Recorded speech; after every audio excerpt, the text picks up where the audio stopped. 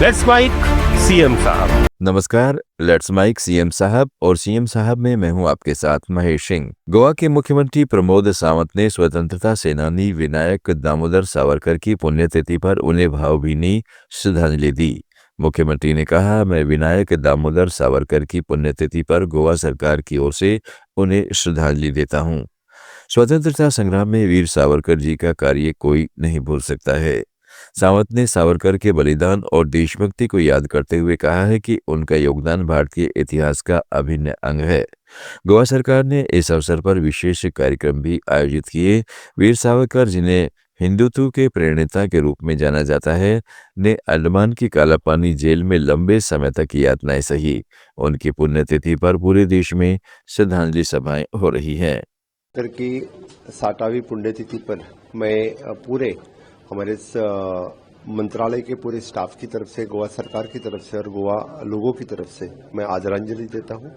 स्वतंत्र संग्राम में वीर सावरकर जी का कार्य कोई भूल नहीं सकता है, इस तरह का उनका कार्य है। इसीलिए सभी आगे आने वाली जनरेशन के लिए, हमेशा के लिए वीर सावरकर जी याद रहने के लिए हमारी कोशिश रहेगी कि वीर सावरकर जी इस नेक्स्ट जनरेशन तक पहुंचे। इसलिए उनके कार्य हमेशा तत्पर लोगों के बीच में ले आना और इस तरह के उसकी जयंती, पुण्यतिथि और बाकी कार्यक्रम, उनके कार्यक्रम के ऊपर हमेशा रहना, गोवा सरकार की तरफ से हम हमेशा इस तरह के उनको आदरांजलि देते हैं, उसको मानवंदना देते हैं। उत्तराखंड के मुख्यमंत्री पुष्कर सिंह धामी बिलखेत में चल रहे 3 दिवसीय नयार वैली एडवेंचर फेस्टिवल 2026 में शामिल हुए। मुख्यमंत्री ने कहा कि हमारी सरकार केवल घोषणाएं नहीं करती, बल्कि उन्हें धरातल पर उतारने का काम करती है। हम लगातार काम करते रहेंगे, क्योंकि सरकार जन जन तक पहुंचे, इस पर हमारा पूरा ध्यान रहता है।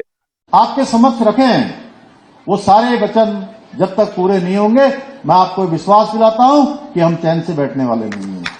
हम लगातार काम करते रहेंगे, क्योंकि हमारी सरकार केवल घोषणाएं नहीं करती हैं, बल्कि उनको धरातल पर उतारने का काम करती है, जन जन तक पहुंचाने का काम करती है, जन जन तक सरकार पहुंचे।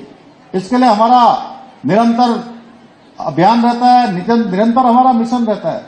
पिछले दिनों आपने देखा होगा, 17 दिसंबर 2025 से हमने जन जन की सरकार, जन जन के द्वार यह अभियान प्रारंभ किया था और इसके माध्यम से हर एक न्याय पंचायत में हमारे प्रशासन के 23 विभाग जाकर जनता की समस्याओं को सुनने का काम कर रहे थे, उनको लाभार्थी योजनाओं को उन तक पहुंचाने का काम कर रहे थे।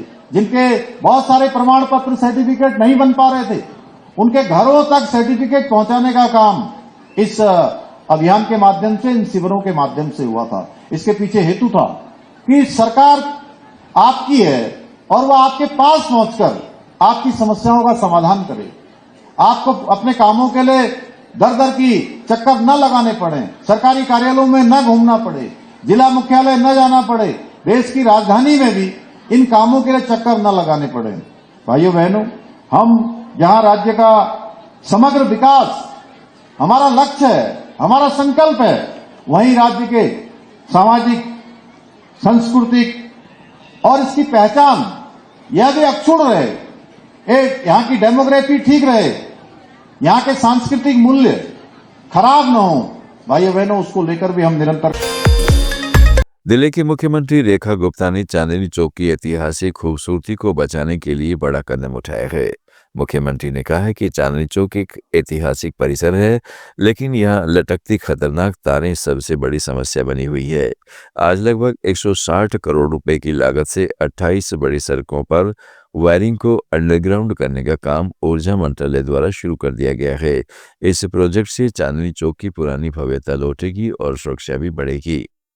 चांदनी चौक एक ऐतिहासिक परिसर, जहां हमारे देश का इतिहास, विकास, परंपराएं, संस्कृति, हर एक चीज एक ही स्थान पे कहीं देखने को मिलती है तो वो चांदनी चौक है।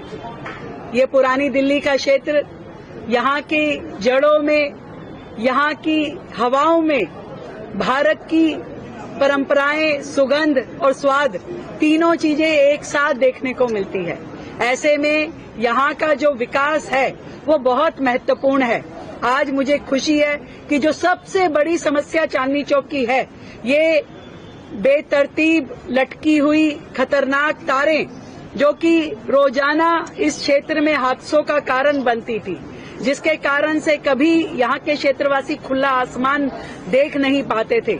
आज 160 करोड़ की लागत से, लगभग 160 करोड़ की लागत से 28 बड़ी सड़कों पे वायरिंग को अंडरग्राउंड करने का काम हमारे ऊर्जा मंत्रालय के द्वारा शुरू हुआ है। मैं बहुत बहुत बधाई देती हूँ यहाँ के क्षेत्रवासियों को, जनता को, जिनके वोट की ताकत ने दिल्ली में कमल फूल सरकार चुनी और लगातार रोजाना दिल्ली में विकास की बयार बह रही है। रोजाना यहाँ पे दिल्ली के हित के लिए, दिल्ली की जनता की सुविधाओं के लिए काम चल रहे हैं। आज चांदनी चौक क्षेत्र को बधाई है कि वहाँ पर ये बड़ा काम 160 करोड़ की लागत से ये बड़ा काम यहाँ पर शुरू हुआ है। और इसके अलावा पूरी दिल्ली में अलग अलग जगहों पे जो हमारे ग्रिड सब स्टेशन शुरू होने का काम भी हमने यहाँ से आज शिलान्यास किया है, उसके लिए भी दिल्ली को बहुत ढेर सारी बधाई और शुभकामनाएं। मैम कल आप रीडेवलपमेंट प्रोजेक्ट की बात कर रहे हैं चांदनी चौक की। उत्तर प्रदेश के सीएम योगी आदित्यनाथ ने कहा है कि यूपी भारत का सबसे अधिक आबादी वाला राज्य है, जहां 25 करोड़ लोग निवास करते हैं। प्रदेश सरकार का दावा है कि जैसे प्रकृति ने जापान के नामानाशी प्रांत पर कृपा की है, वैसे ही उत्तर प्रदेश पर भी यहाँ प्राकृतिक संसाधनों और सुविधाओं का भरपूर लाभ मिलता है। प्रधानमंत्री नरेंद्र मोदी के मार्गदर्शन में यूपी विकास की नई ऊंचाइयों को छू रहा है। पिछले 9 वर्षों में प्रति व्यक्ति आय को 3 गुना बढ़ाने में सफलता मिली है।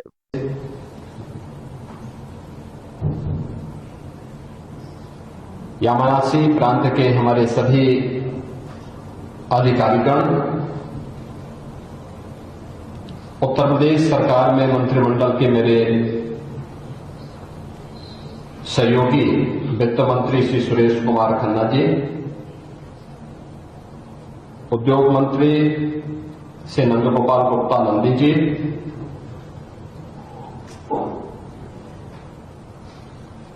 जापान में भारत की राजदूत सुश्री नगमा मलिक जी, उत्तर प्रदेश सरकार के हमारे सभी अधिकारीगण, सभागार में उपस्थित सभी इंडस्ट्री लीडर्स,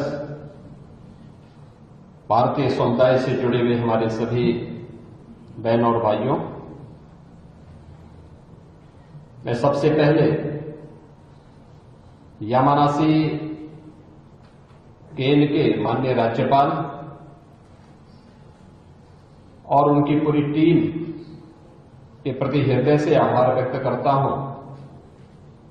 कि आज उन्होंने मुझे और मेरे सभी सहयोगियों को यामानासी प्रांत को नजदीक से देखने, जानने और आप सबके साथ संवाद करने का अवसर दिया है। मैं इस अवसर पर आप सभी का हृदय से अभिनंदन करता हूं, आप सभी का स्वागत करता हूं।